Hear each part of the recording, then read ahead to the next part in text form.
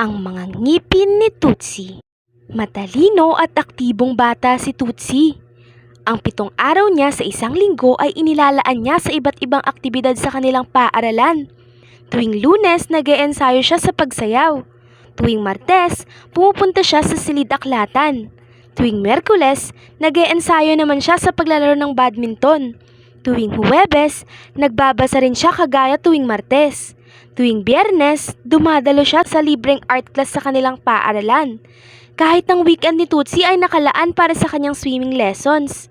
Dahil kadalasang mula umaga hanggang hapon si Tutsi sa paaralan, pagod na siya pagdating sa kanilang tahanan. Bagsak na sa kama si Tutsi. Hindi na siya nakapaglinis ng kanyang katawan at nakapagsipilyo ng kanyang ngipin. Pinupunasan na lamang siya ng kanyang ina upang maging malinis ang katawan. Sa paggising sa umaga na lamang siya nakapagsipilyo, na una at huling beses niyang magagawa.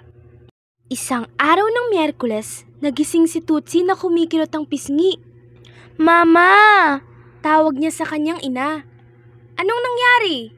Hindi magkaugaga ang ina ni Tutsi nang makapasok ito sa kanyang kwarto. Nakita niya si Tutsi na nakaupo habang hawak-hawak ang kanyang kanang pisngi. "Ang sakit po ng pisngi ko. Kumikirot po ang loob nito." Halos mangiyak-ngiyak na tugon ni Tutsi sa kanyang ina. "Patingin nga," sabi ng ina ni Tutsi sa kahinawakan ng pisngi ng anak. "Namumula nga at mukhang namamaga ang pisngi mo," komento ng ina. "Buksan mo ang bibig mo." Suwestyon nito. Marahang binuka ni Tutsi ang bibig at agad na palayo ang ina. "Hindi maganda ang amoy ng bibig mo, anak. Nangingitim din ang bagang mo. Ayan sigurong masakit," komento ng ina. "Bumangon ka at mag-toothbrush, baka mawala rin yan. Hindi ka kasi nagtutoothbrush na naman kagabi eh." Utos niya kay Tutsi at tinulungang bumangon ng anak. Nag-toothbrush si Tutsi ngunit iniinda pa rin niya ang sakit ng ngipin. "Magbihis ka, pupunta tayo sa dentista para ipatingin yung ngipin mo," sabi ng ina nang makitang umiinda pa rin ang anak.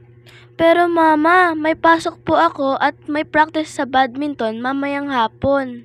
Nag-aalalang tugon ni Tutsi. "Magpapadala ako ng excuse letter sa teacher at coach nyo na hindi ka muna makapasok ngayong araw. Sige na, magbihis ka na." Bagamat tutol, nagbihis na rin si Tutsi. Nang umaga ng iyon, ay nagtungo sila sa klinika ni Dr. Velez. Nang dumating, agad na pinaupo si Tutsi sa mataas na silyang may sandalan. Dito, sinuri ni Dr. Velez ang kanyang bibig. "Naku, nabulok ang bagang mo, Tutsi. Kung hindi maaagapan ay baka mahawa ang iba mo pang ngipin," komento ni Dr. Velez. Natakot naman si Tutsi sa posibleng mangyari sa kanyang ngipin. "Bakit po nabulok?"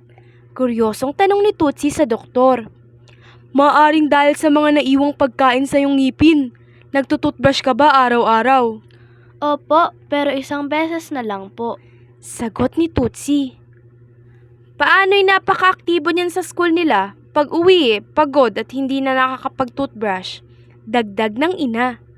"Naku, Tutsi, dapat ay 3 beses kang naglilinis ng ngipin sa loob ng isang araw para mapanatiling walang naiiwang dumi sa ngipin mo.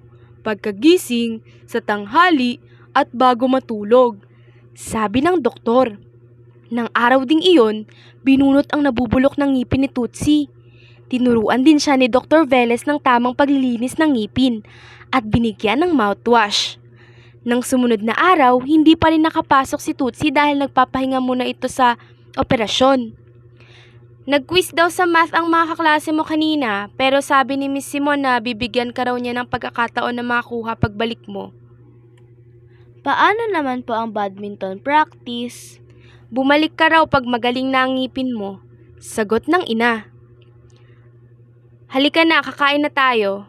Kumain sila ng tanghalian at matapos kumain, agad na kinuha ni Tutsi ang bagong biling toothbrush at mouthwash na bigay sa kanya ni Dr. Velez. Binasa ni Tutsi ang toothbrush at nagmumog upang mabasa ang bibig.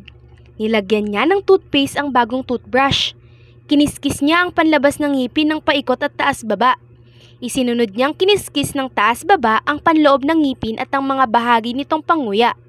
Matapos ito, kiniskis din niya ang dila ng taas-baba. Iniluwa niya ang mga bula at saka nagmumog hanggang sa mawala ang mga ito. Binanlawan din niya ang kanyang toothbrush upang mawala ang mga bula nito. Matapos iyon, kumuha siya ng sapat na dami ng mouthwash sa maliit na basong kasama nito sa kapi ng mumog. Kinabukasan, nakapasok na ulit sa paaralan si Tootsie. Nagbaon na rin siya ng toothbrush, toothpaste at mouthwash para makapagsipilyo rin sa tanghali.